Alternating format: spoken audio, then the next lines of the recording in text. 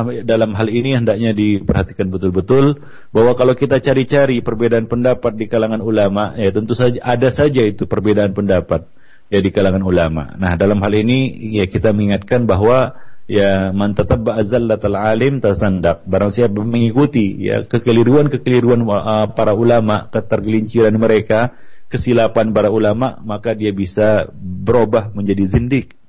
Ya, maka ia bisa menjadi zindik.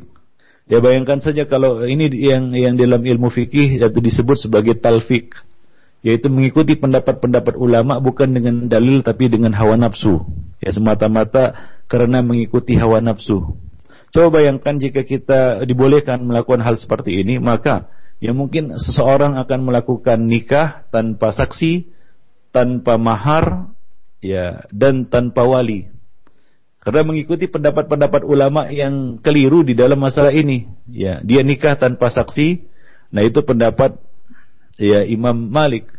Dia nikah tanpa wali, itu pendapat Imam Abu Hanifah. Dia menikah tanpa mahar, maka itu pendapat Al-Imam Syafi'i. Maka dengan demikian ya dia menikah tanpa wali, tanpa saksi dan tanpa mahar. Nah, apa bedanya dengan perzinahan? Nah, jadi ya kalau seorang itu mengikuti kekeliruan-kekeliruan dari para ulama ini, maka mereka bisa jatuh dalam kezindikan. Ya, namanya manusia pasti ada keliru. Hingga para imam juga ada beberapa zallat kita katakan, ketergelinciran dan keanehan ya dari pendapat-pendapat mereka. Nah, demikian. Jadi tidak boleh kita mengikuti ketergelinciran ataupun kekeliruan ataupun kesilapan atau kesalahan pendapat-pendapat dari para ulama tersebut. Ya, demikian juga di dalam masalah nikah tahlil ini, kalau kita ikuti pendapat ahlur ra'yi, ya, maka ya seorang akan bebas saja melakukan nikah cina buta.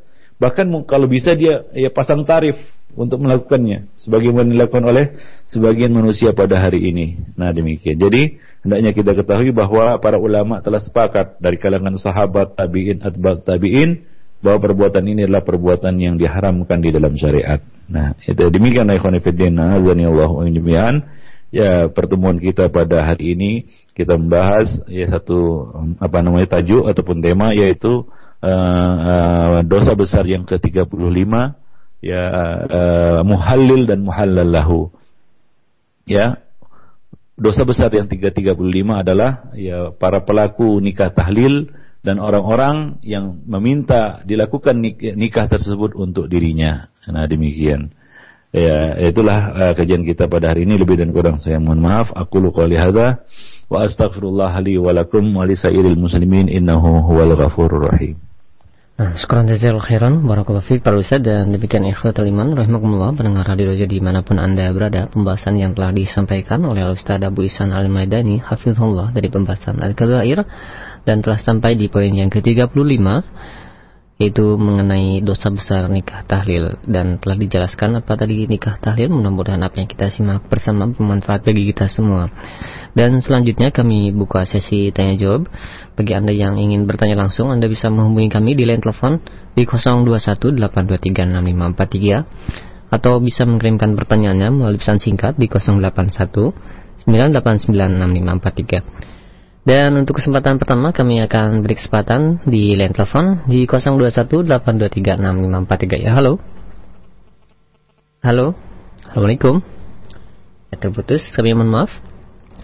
Silakan bagi Anda yang ingin bertanya langsung untuk bertanya kepada Ustaz Abu Ihsan mengenai pembahasan kita di kesempatan pagi hari ini, yaitu pembahasan mengenai dosa besar nikah tahlil. Ya, di 0218236543. Halo. Halo, assalamualaikum. Waalaikumsalam warahmatullahi wabarakatuh. Dengan siapa di mana? Dengan Ummu Afifah di Cakung. Silahkan dikecilkan terlebih dahulu volume radionya. Halo. Ya, silahkan.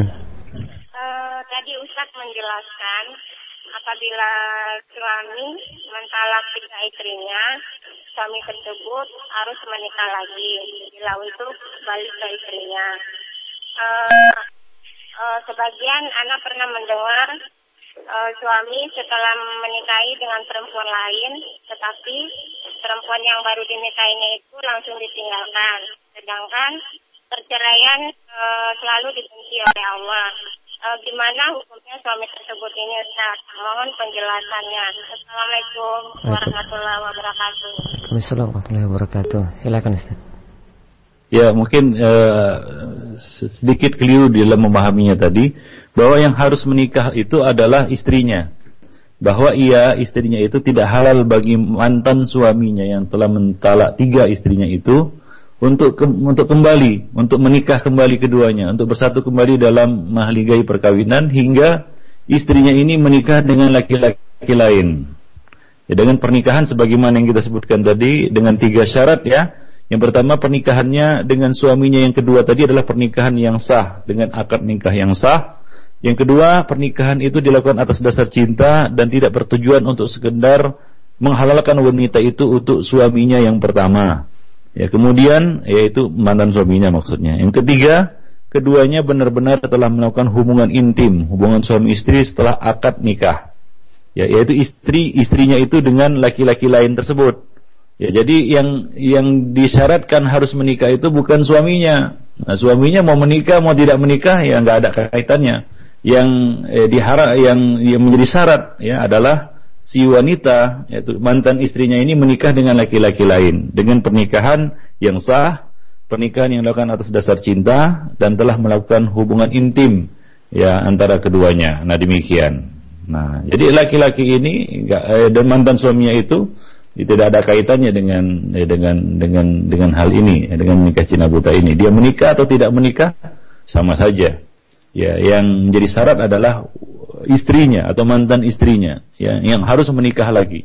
Karena dia telah mentalak 3 istrinya tersebut. Nah, maka sebagai hukumannya Allah Subhanahu wa taala tidak membolehkannya kembali ya kepada istrinya itu hingga istrinya itu atau mantan istrinya itu menikah dengan laki-laki lain. Nah, demikian. Dengan 3 syarat tadi. Yang pertama, pernikahan tersebut adalah pernikahan yang sah. Kemudian pernikahan itu dilakukan atas dasar cinta.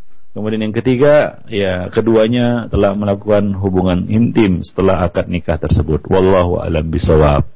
Nah, demikian. Nah, sekarang jazakallahu khairan, dan jawaban tadi merupakan jawaban dari pertanyaan yang berada di pesan singkat juga, yaitu hamba Allah yang berada di Banyuwangi. Dan kesempatan kedua masih kami berikan di line telepon di 0218236543. Terputus. Ya, sambil menunggu ada pertanyaan Ustaz dari pesan singkat. Ya, ada pertanyaan. Ya Ustaz, apakah sama dosanya bagi orang yang berpartisipasi dalam nikah tahlil ini, seperti halnya yaitu hakim, saksi dan yang lainnya Ustaz, yang mendukung dari nikah tahlil ini? Apakah dosanya sama dengan dosa pelakunya? Ya, nas yang tercantum di dalam hadis itu adalah laknat itu jatuh pada ya muhallil dan muhallal lahu. Ya, muhallil dan muhallal lahu.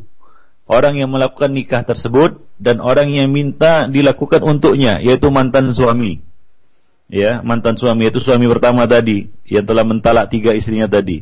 Dan laki-laki yang menikahi wanita itu. Adapun wanita itu ya di dalam nas hadis tidak disebutkan ya.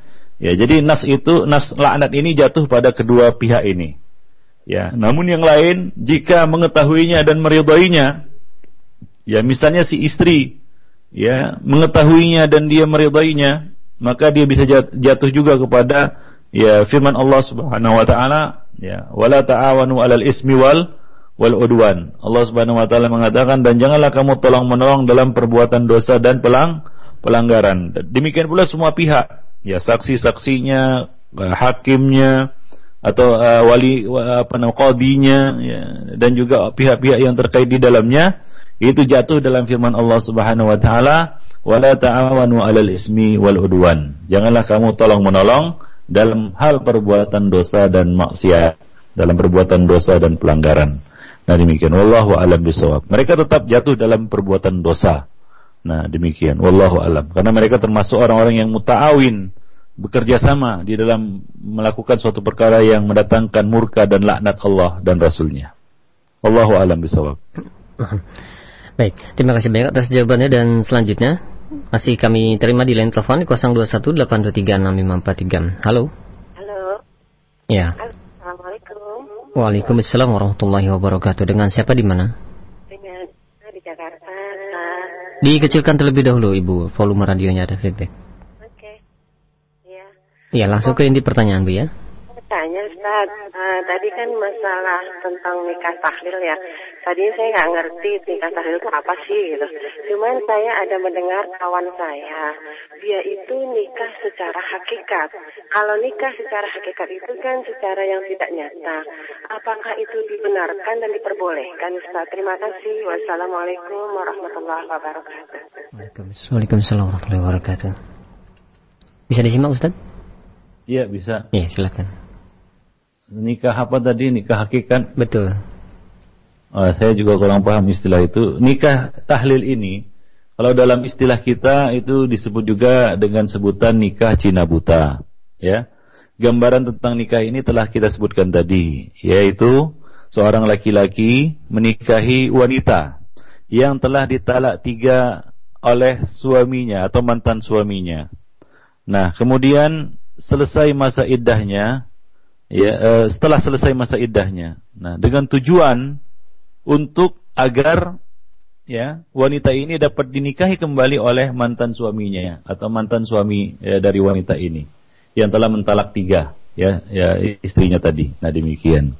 Nah, itulah dia gambaran tentang nikah tahlil ya. Jadi sekali lagi nikah tahlil ini disebut juga dengan sebutan nikah Cina buta, yaitu seorang laki-laki yang menikahi wanita yang telah ditalak 3 oleh suaminya ya dengan tujuan agar dia ya halal bagi mantan suaminya tadi ya. Dan ini tentunya tidak dihalalkan oleh Allah, karena Allah mengatakan hatta tankiha zaujan ghairahu ya, jika dia mentalaknya ya, wa in talaqaha, jika ya, si suami mentalak 3 istrinya, fala tahillu lahu, maka tidak halal baginya, yaitu bagi si suami ini ya untuk rujuk kembali kepada mantan istrinya, hatta tangkiha, hingga si istri ini menikah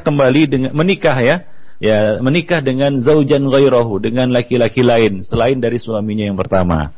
Nah, jadi jika ya suaminya ini suami laki-laki ini menikahinya dengan tujuan untuk menghalalkannya bagi mantan suaminya, maka inilah yang disebut dengan nikah Cina buta atau nikah tahlil. Dan ini ya perbuatan yang dilaknat oleh Allah dan Rasulnya sebagaimana yang kita sebutkan tadi. Adapun nikah hakikat, saya nggak ngerti apa maksudnya nikah hakikat. Ya, nikah ada syarat-syaratnya ya, ada ketentuan-ketentuannya. Jika dilakukan menurut ketentuan-ketentuan itu, maka dikatakan nikahnya akadnya sah. Nah, wallahu alam bisawab, apa yang dimaksud dengan nikah hakikat. Ya, ada yang tidak hakikat ya rupanya. Saya juga kurang paham. Ya, wallahu alam. Syukran jazakallahu khair. Ya, syukran jazakallahu khair sekali lagi atas jawabannya Ustaz. Dan selanjutnya kami beralih di pesan singkat. Kembali ada pertanyaan dari Ummu Ani. Ya Ustaz, saya sudah bercerai dengan suami dan sudah lama. Setelah menikah lagi, saya selalu teringat kepada suami yang pertama karena akhlaknya yang jauh lebih baik dari suami yang kedua ini. Saya selalu berdoa kepada Allah agar dipertemukan kembali kepada yang pertama. Nah, apakah keinginan saya ini berdosa karena saya saat ini masih dalam posisi sebagai istri ya dari suami yang kedua? Ya, yang jadi pertanyaan pertama adalah apakah suami yang pertama tadi telah mentalak 3? Ya, kalau sudah mentalak 3 maka berlakulah ayat tadi, la tahillu lahu, tidak halal dia bagi mantan suaminya itu hatta tangkiha zaujan ghairahu, hingga dia menikahi laki-laki lain. Namun jika tidak talak 3, maka dia boleh rujuk, masih dalam kategori talak rajai. Ya, talak rajai, yaitu talak yang masih dibolehkan baginya untuk rujuk selama selama belum berakhir masa iddah. Selama belum berakhir masa iddahnya. Nah, demikian ya. Adapun keinginan, ya wajar, keinginan itu tidak salah ya, sebagaimana juga yang terjadi pada istri Rifa'ah Al-Quradhi. Istri Rifa'ah Al-Quradhi ini ingin kembali kepada Rifa'ah. Rifa'ah telah mentalak 3 istrinya, dan istrinya ini sudah menikah lagi dengan laki-laki lain, yaitu Abdurrahman bin Az-Zubair ya Al-Quradhi. Namun dia kayaknya kurang cocok atau kurang pas, dia tidak merasakan nikmatnya berumah tangga dengan suaminya yang baru ini, yang terakhir ini. maka dia ingin kembali. Maka Nabi juga merasakan hal itu. Maka Nabi berkata kepadanya, la'allaki turidina an tarji'i ila Rifa'ah. Kelihatannya kamu ini ingin kembali kepada Rifa'ah. Jadi Nabi tidak mencela ya, Nabi tidak menyalahkan keinginannya tersebut. Jadi sah-sah saja ya munculnya keinginan seperti itu. Nah, cuma sebagai istri ya kita harus taat kepada suami dan tidak boleh kita menyakiti perasaan suami, yaitu dengan mengatakan di depannya ya tentang kehebatan mantan suaminya, kan begitu ya. Ya, lalu membanding-bandingkannya dengan suaminya karena itu dapat melukai dan ya mencederai perasaan suaminya. Nah, demikian. Jadi ini harus dihindari lah. Para istri jangan suka membanding-bandingkan suaminya dengan laki-laki lain. Ya, karena itu akan menyakiti dan menyinggung perasaannya, ya. Nah, tentu saja kita juga tidak ingin itu dibanding-bandingkan dengan ya perempuan lain, kan begitu ya. Nah, demikian juga kita ya janganlah membanding-bandingkannya di hadapan suami, begitu ya. Ya, di hadapan suami. Nah, wallahu a'lam bishawab. Sekarang jazakallahu khairan, dan selanjutnya kami beralih di line telepon di 0218236543 ya. Halo. Halo. Iya. Waalaikumsalam warahmatullahi wabarakatuh. Mohon dikecilkan Pak volume radionya.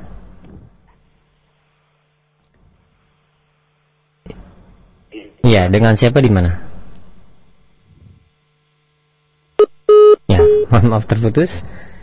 Ya, kami beri kesempatan kembali bagi Anda para pendengar sekalian yang ingin bertanya langsung, yang bertanya mengenai pembahasan nikah tahlil ini 0218236543 ya. Halo.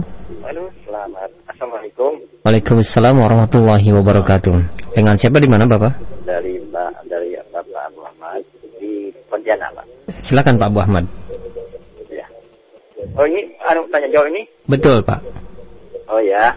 Boleh nih Pak sekarang? Iya, silakan langsung Pak. Inti pertanyaan. Nah, ini Pak. Kan apabila ada seorang laki-laki dan perempuan menikah, Pak. Ya kan? Tapi salah satu di antaranya itu tidak melaksanakan sholat. Tapi dia masih yakin dengan Islam itu, Pak. Nah, terus batasan-batasan mana seorang laki-laki ataupun perempuan meminta cerai kepada salah satunya itu, Pak. Baik, itu saja Pak ya. Iya Pak, terima kasih Pak. Assalamualaikum warahmatullahi wabarakatuh. Waalaikumsalam warahmatullahi wabarakatuh. Silakan Ustaz. Ya, saya kurang bisa nangkap tadi pertanyaannya. Tolong bisa dibilang ya. Iya, ada seorang suami istri yang salah satunya mungkin tidak melaksanakan sholat. Nah, yang ditanyakan sampai batasan manakah seseorang itu boleh bersatu ya di antara ikatan suami istri itu dalam satu rumah tangga. Batasnya seperti apa Ustaz? Ya, selama keduanya masih muslim dan muslimah, ya tidak ada alasan untuk memfiraq, yaitu untuk memisahkan keduanya ya, kecuali salah satu dari keduanya itu murtad ya, maka ya kita katakan maka difiraq antara keduanya. Ya, atau ada alasan-alasan syar'i seperti misalnya jatuh pada mula'anah, maka dia difiraq setelah setelah mula'anah, setelah proses mula'anah selesai mereka berdua difiraq. Atau misalnya salah satu dari keduanya murtad dari Islam, maka itu difiraq atau dipisah. Nah, demikian. Nah, jika tidak ada ya maka tidak ada alasan untuk memisahkan ataupun untuk memfiraq antara suami dan istri. Nah, adapun masalah-masalah yang sering kali muncul di dalam rumah tangga, ya misalnya suaminya masih bolong-bolong sholatnya atau ya tidak sholat, ya kita katakan tidak sholat lah, ya atau istrinya yang tidak sholat, ya itu bisa terjadi di dalam rumah tangga ya, ya dan mayoritas rumah tangga Muslim pada hari ini ya seperti itu keadaannya. Nah, ini perlu kita tegaskan bahwa orang yang meninggalkan sholat itu tidak kafir, ya belum jatuh kafir. Menurut pendapat yang paling sahih dari pendapat-pendapat para ulama. Nah, demikian ya. Jadi tidak jatuh kafir karena meninggalkannya, ya mungkin karena malas atau lalai ya, dan sebagainya. Selama dia tidak menghalalkan meninggalkan sholat, ya dihalalkan meninggalkan sholat. Misalnya dia katakan sholat itu tidak wajib, maka ini dia jatuh kafir. Dan setelah proses penegakan hujjah dan lain sebagainya tidak adanya mawani dan terpenuhnya syarat-syarat, maka ia bisa dijatuhi sebagai seorang yang murtad. Dan apabila telah dihukumi murtad, ya maka di sini lembaga negara yang mengurusi perkawinan, yaitu dalam hal ini Departemen Agama ataupun dalam hal ini ya mungkin KUA, bisa memisahkan antara keduanya, karena tidak halal seorang muslimah berada bersama seorang laki-laki yang murtad. Nah, demikian. Ya khonifiddin azani Allah wa iyyakum jami'an. Tapi ya kalau hanya sekedar dia meninggalkan sholat, dia malas sholat kan begitu ya. Nah, ini adalah satu maksiat besar. Meninggalkan sholat itu adalah dosa besar seperti yang telah kita bahas sebelumnya. Maka dalam hal ini perlu proses ya kita katakan pendekatan ataupun pengajaran ya. Ya nasihat dan kita katakan bimbingan. Ya karena demikianlah ya kondisi kaum muslimin pada hari ini. Mereka masih suka melalaikan sholat, maka diberilah pengertian dan bimbingan kepadanya, pelajaran ya dan nasihat kepadanya agar dia mau sholat. Nah demikian, mudah-mudahan ya dibantu dengan doa ya mereka ataupun para suami ini mau sholat, demikian juga para istri ya mau sholat ya. Nah demikian, mau mengerjakan sholat dan paham atas kewajibannya, akan kewajibannya yaitu sholat 5 waktu sehari semalam. Nah ini merupakan rukun Islam yang kedua ya setelah syahadat la ilaha illallah Muhammadur Rasulullah, yaitu menegakkan salat 5 waktu sehari semalam. Nah demikian. Jadi ya, itu belum kita katakan sebagai alasan untuk memisahkan antara keduanya. Nah demikian. Adapun para istri, bagaimana kalau suaminya mendapati suaminya itu meninggalkan salat? Apakah dia boleh meminta cerai? Ya. Nah ini adalah suatu ya alasan ya bisa ya seorang istri itu meminta cerai ya kepada hakim jika mendapati suaminya itu seperti itu, dan setelah proses nasihat ya dan bimbingan tidak mau juga sholat, maka ini adalah alasan yang bisa dibenarkan oleh hakim untuk mengabulkan permintaannya, yaitu memisahkannya dari suaminya. Nah demikian. Nah, adapun suami ya tentunya ini adalah suatu tugas dan tanggung jawab para suami untuk mendidik istri ya agar ya menjalankan perintah Allah dan Rasulnya. Nah jika si istri bersikeras meninggalkan sholat, maka ada alasan baginya untuk meninggalkannya ataupun menceraikannya. Tapi ya tentunya setelah proses pembelajaran, tarbiyah, bimbingan, nasihat ya, dan juga mungkin langkah-langkah yang disebutkan di dalam ayat yang memberitahunya dengan lisan, memisahkannya dari tempat tidur ya, kemudian mungkin sampai proses memukulnya tanpa menyakiti kan begitu ya. Nah kalau semua proses itu sudah dilakukan ya, sudah cukup bersabar si suami ini, si istrinya juga tidak mau sholat, tidak kunjung juga sholat, maka ini ada alasan baginya untuk menalak dan menceraikan istrinya sebagai langkah terakhir kan begitu ya. Nah demikian, jika hal itu tidak menimbulkan satu mudarat bagi dirinya. Nah demikian ya khonifiddin azanillah wa iyyakum jami'an. Nah demikian. Baik. Jazakallahu khairan. Dan pertanyaan tadi merupakan pertanyaan terakhir Ustaz, dikarenakan waktu yang sudah tidak mencukupi, dan mungkin ada satu kesimpulan yang dapat disampaikan. Baik, ikhwani fiddin rahimani wa rahimakumullah jami'an. Alhamdulillah pada pagi ini kita telah membahas salah satu di antara dosa besar, yaitu melakukan nikah tahlil. Dan ini sebagaimana yang kita sebutkan, para pelakunya mendapat laknat dari Allah dan juga mendapat laknat dari Rasulullah sallallahu alaihi wasallam, dan Rasulullah sallallahu alaihi wasallam menyamakan pelakunya itu seperti kambing pejantan ya, seperti hewan yang melakukan hal itu.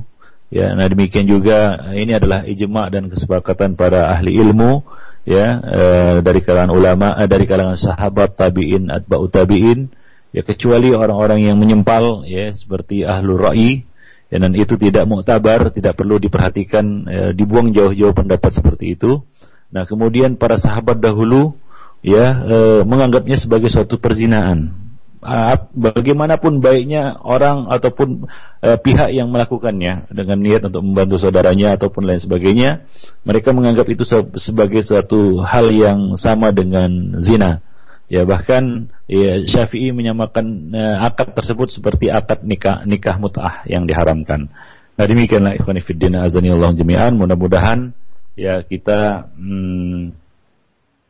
dapat menjauhi perbuatan dosa besar ini dan dilindungi dari Allah oleh Allah Subhanahu wa taala dari perbuatan semacam ini, dan mudah-mudahan ini bermanfaat bagi kita semua. Lebih dan kurang saya mohon maaf. Ya aqulu qali hadza wa astaghfirullah li wa lakum wa lisal muslimin innahu huwal ghafurur rahim.